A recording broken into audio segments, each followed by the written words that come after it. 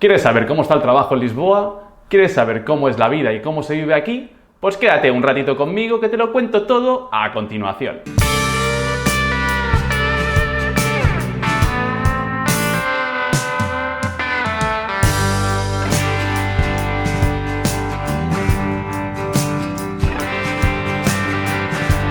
Lisboa se ha puesto de moda en los últimos años, y no es de extrañar si tenemos en cuenta que posee uno de los climas más templados y soleados de Europa.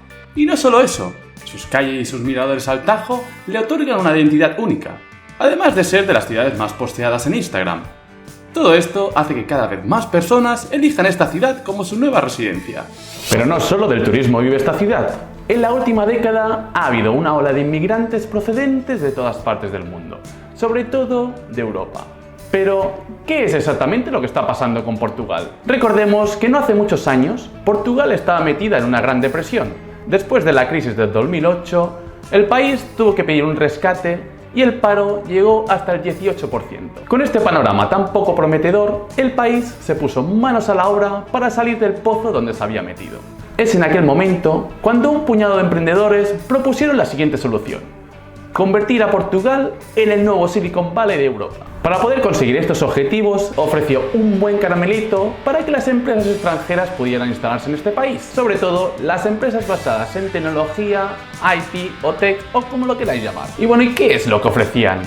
Primero de todo, facilidad y rapidez en temas burocráticos, además de programas y eventos e innovación y emprendimiento, personal bilingüe, ya que en Portugal la mayoría de portugueses hablan inglés, nuevos tipos de visa para emprendedores, donde te dan facilidades si demuestras tener un buen capital, así como bajos costes salariales.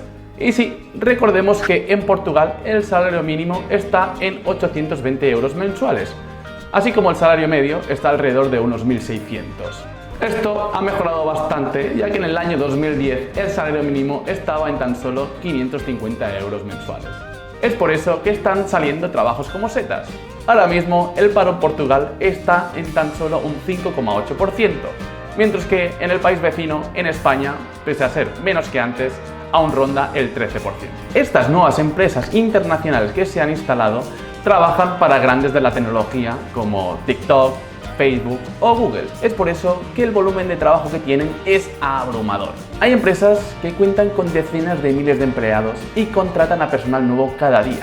Muchas de estas empresas trabajan a nivel internacional y con diferentes mercados. Es por eso que requieren de varios idiomas.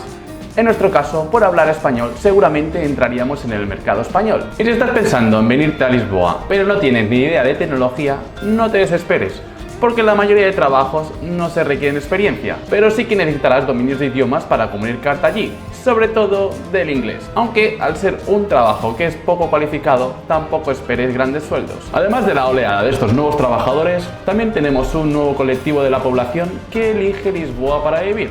Estos son los llamados freelance o nómadas digitales. Y esto es debido a las facilidades que hay para conseguir visas y tener ciertos beneficios fiscales. Vamos, que pagan menos impuestos.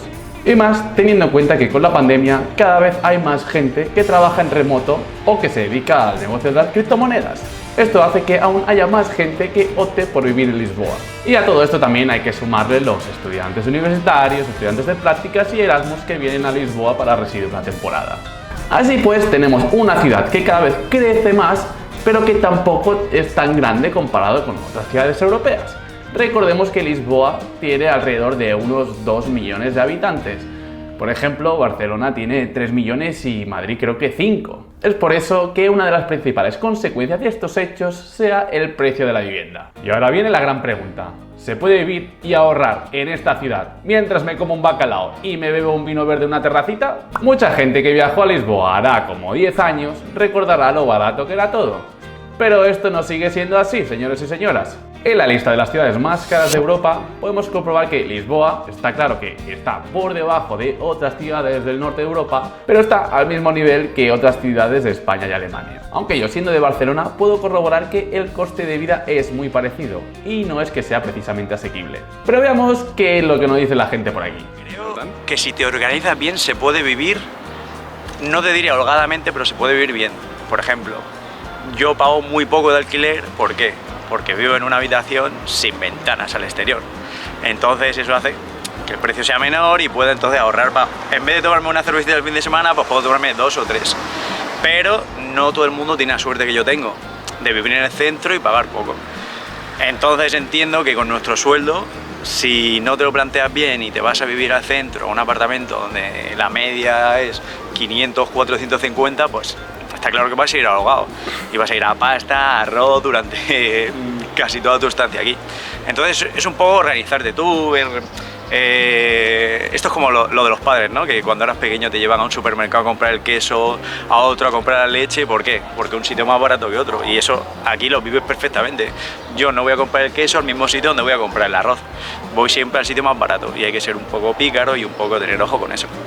Entonces, pues bueno, depende de cada uno. ¿Que se puede vivir? Sí. ¿Que se puede vivir bien? Bueno, ahí está la cosa. Calidad de vida, creo que sí, pero claro, no puedes hacer todo lo que te gusta y en España quizás sí que lo pudiese hacer más. O sea, podría vivir mejor y gastar más mensualmente, y aquí tienes que ir un poco más limitado, pienso.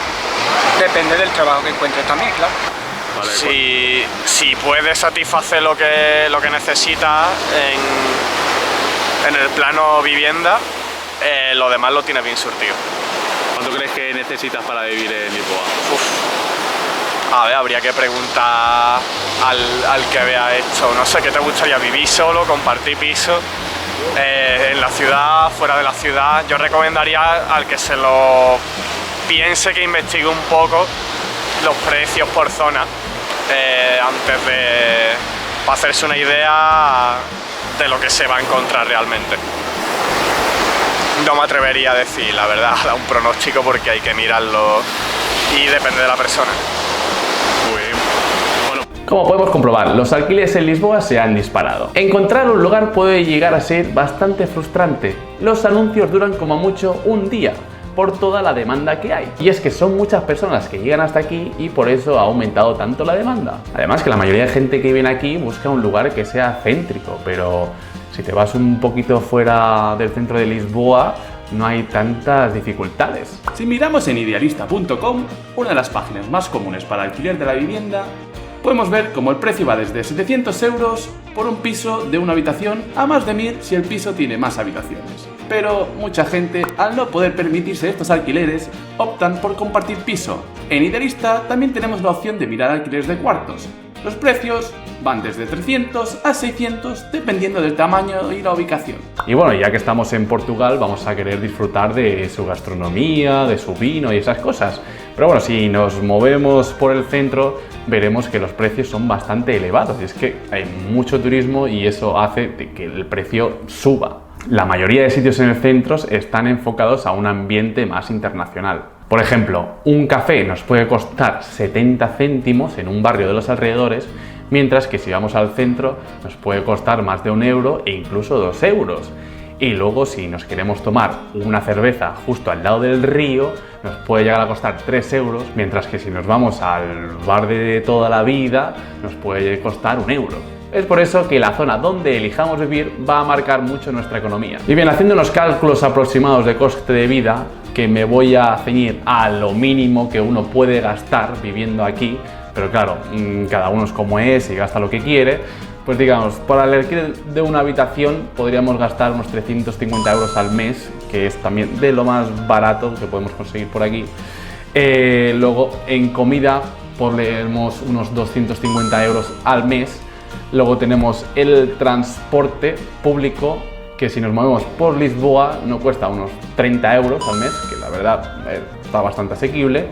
Y bueno, luego sumémosles 100 euros para otro tipo de gastos como ropa y salidas y demás. Esto nos hace un total de unos 730 euros al mes, que esto, lo que estoy diciendo, es lo mínimo que una persona necesita para poder sobrevivir en este país. Y claro, luego pues si queremos un piso para nosotros solos o tenemos una familia, pues el gasto va a ser mayor. Por eso si cobramos el salario mínimo, pues vamos a estar bastante justitos, porque claro, ahí hay que restarle impuestos. Por eso yo recomiendo cobrar de 1000 euros para arriba para poder más o menos vivir en condiciones. Cada uno hace su valoración de lo que le compensa de cada lugar. Puede que algunos vengan a buscar nuevas oportunidades, o puede que vengan por su playa y su clima, pero lo que está claro es que este tipo de acontecimientos cambian la historia de un país. Portugal se está abriendo cada vez más a un público internacional, quizás como otros lugares lo fueron en su día, gracias a un grupo de personas que utilizaron su ingenio para poder salir de una situación. Pensar en las soluciones más que en los problemas, vamos. Sea para bien o para mal, no hay duda de que Lisboa será el futuro para muchos de los jóvenes.